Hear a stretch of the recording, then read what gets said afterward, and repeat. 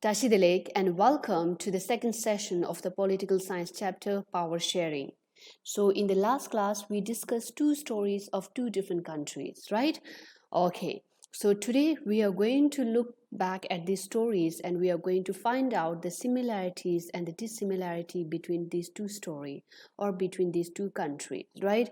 Okay, so what are the similarities that you observe in these two stories? Number one is that both the Belgium and Sri Lanka are a small country in terms of population and in terms of area also. Not only that, second one is both these countries have a diversity of people living there.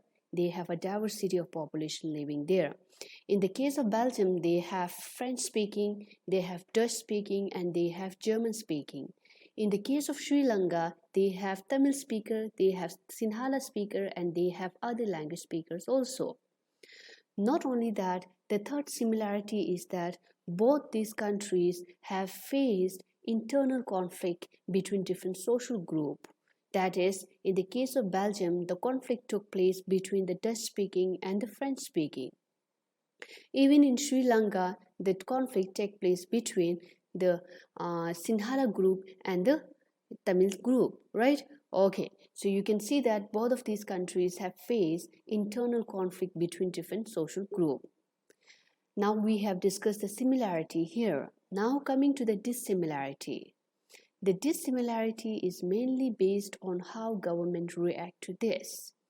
In the case of Belgium, the Belgian government has given importance to all the social group in the country, whereas the Sri Lanka has given importance only to the majority group and they have ignored the minority group, right? Belgium government has respect the feelings and the interests of different communities and different regions in the country, whereas Sri Lanka government has respect the feeling and the interest of the only Sinhala community, that is majority community, whereas they has totally ignored the feelings and the interests of the minority group, that is Tamil, right? Okay, now you see that in Belgium, because of giving importance, equal importance to all the group, because of that Belgian government was able to reduce the conflict.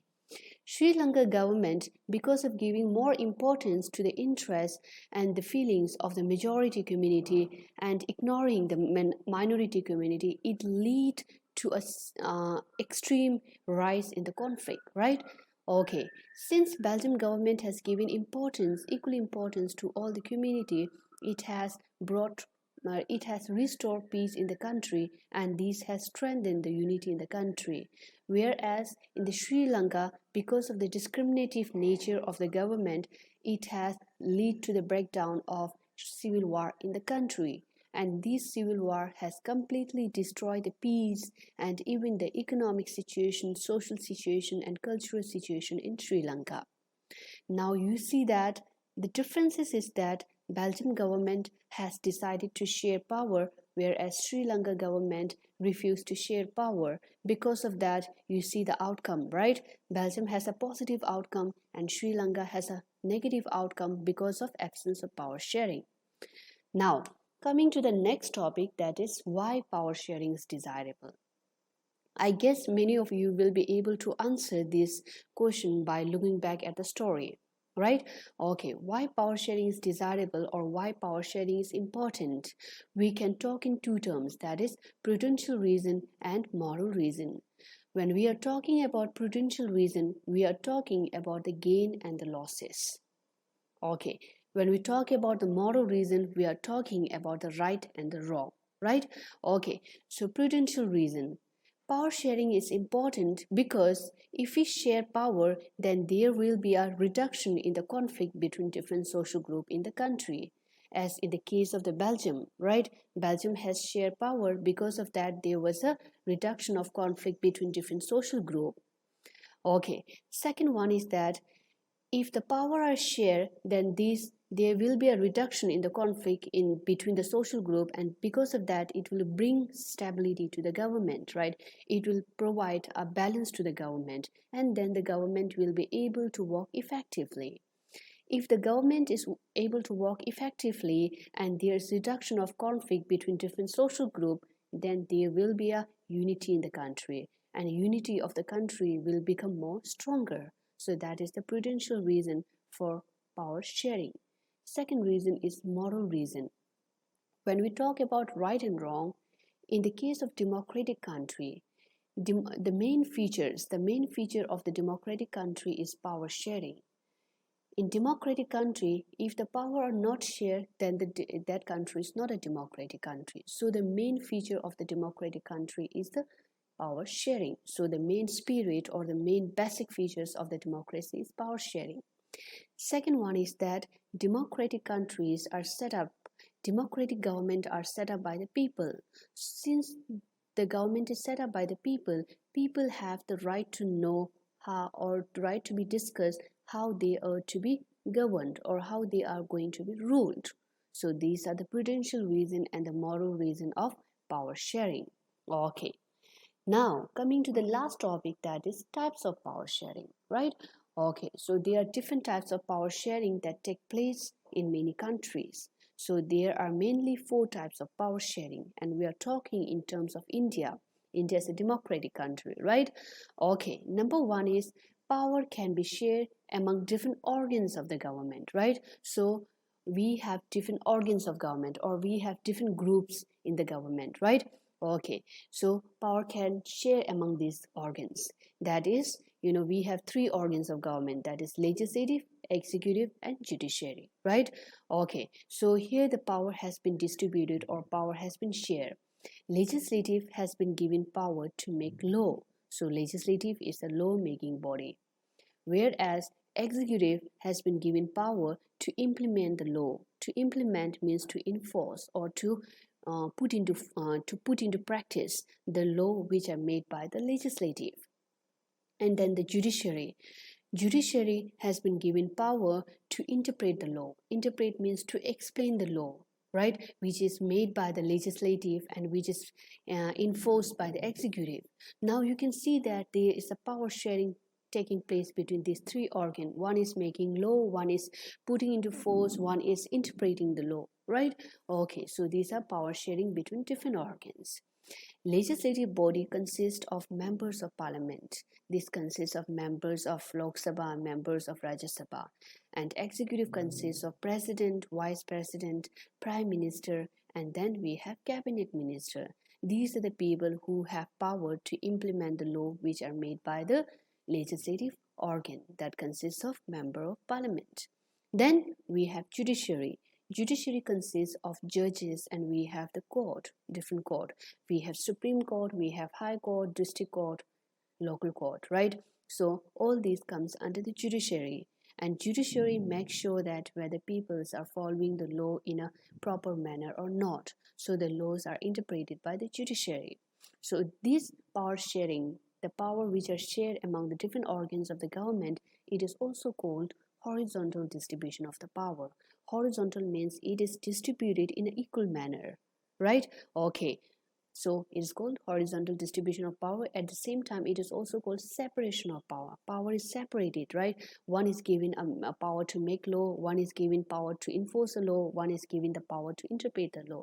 So the power is totally separated from each other. Even though the powers are separated, but each organ checks on another. So each organ checks on another. How they are checking on other? Let's see. The law which are made by the legislative is implemented by the or enforced by the executive, and the executive, the law which are put into effect by the executive, these are looked after by the judiciary. Now you can see that there is a power sharing taking place there.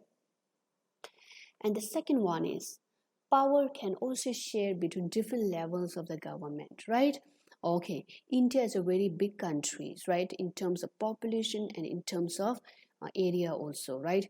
In terms of area, India comes at the 7th position, right? And in terms of population, India is the 2nd largest populated country in the world. So do you think that only one government can control the entire country? No, it is totally not possible, right? Even if we have only one level of government that can exist, but this government will be not able to, function properly or effectively. this only one government cannot, like administer or run the country effectively. So that's why the Indian government has come up with a, two more levels of government. These are state government and local government. So the central government has shared power by setting up two more government, that is state government and local government, right? Okay, this is called vertical division of power or vertical distribution of power. Here these are in a, like highest to the lowest. So central government has the majority of the power, and then state government has the less power compared to the central government. As compared to the state government, local government has less power, but power are being shared, right? Okay, so central government are those government which look after the entire country. So it look after the interests of all the people in the country. That government is called central government, right? Example, national government of India, right? Government of India is an example of central government, right? And then central government share power with the state government. State government are those government which look after on particular state. They have a particular state to look after. Example, Karnataka government. Example, we have West Bengal government, right? We have other one, Punjab government, right? So these are the state government. They have only power, or they have right to administer or to, function or to look after one particular state. Karnataka government cannot interfere in the affairs of the Punjab government, because Karnataka government is only for Karnataka state only, right? Okay, so state government means a government which look after one particular state. And then we have a local government. Local government refers to those government look after the villages and the cities area, right? Okay, so this will be discussed in a detail in the coming chapters of political science. So the power can also share between different levels of government as well. So to make the administration more effective, right? Okay, what happens if we only have a central government? Then all the powers will lies in the hand of the central government, and there's a chances that central government can, take advantage of this. Not only that, central government cannot, cannot address the each and everyone's interest of the whole population, right? Okay. And the third one is power sharing can also take place between different social group also, right?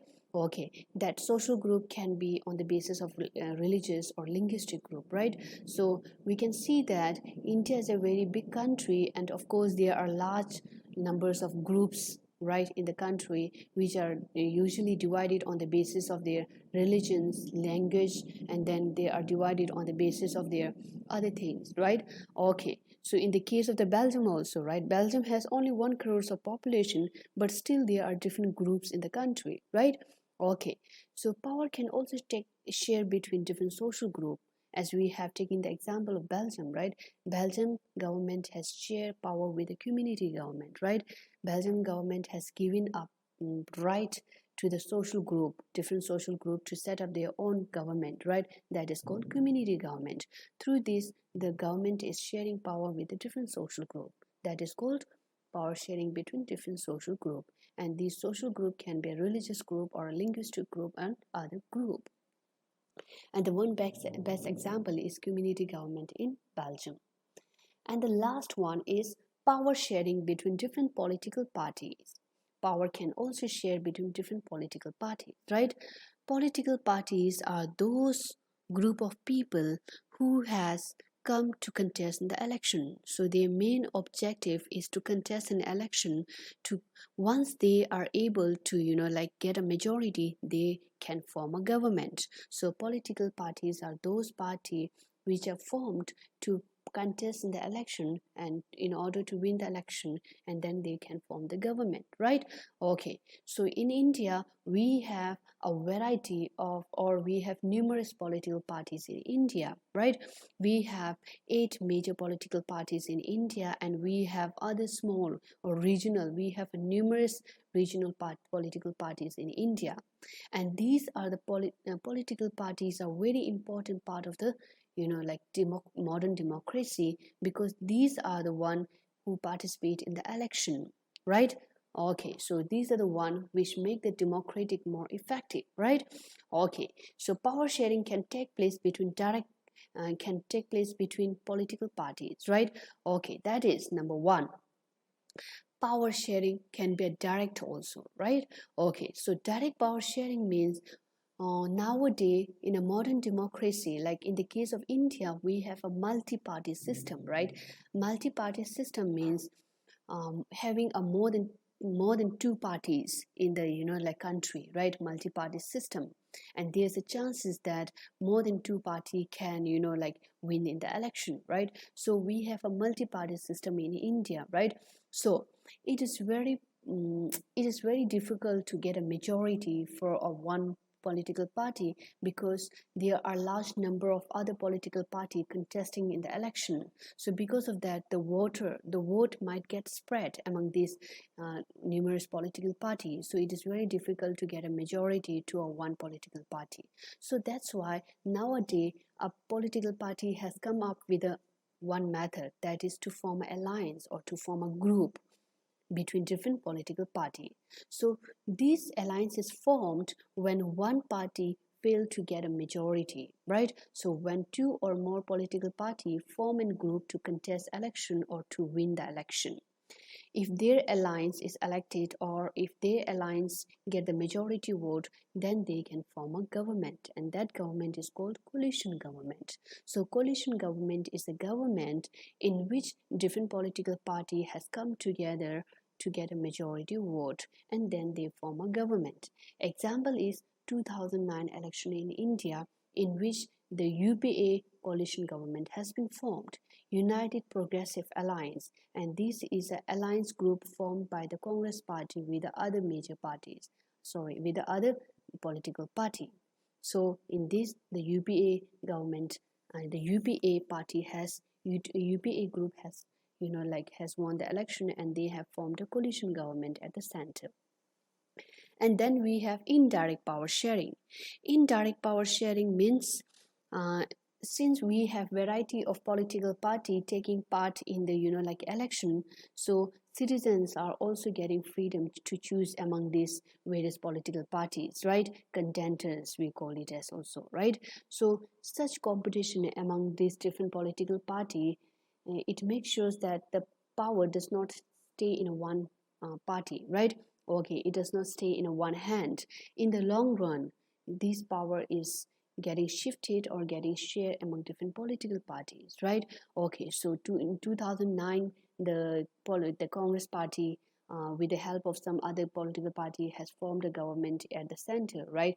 Then in 2014, what happened? The BJP government has formed a government. So in this indirect power sharing, it's taking place.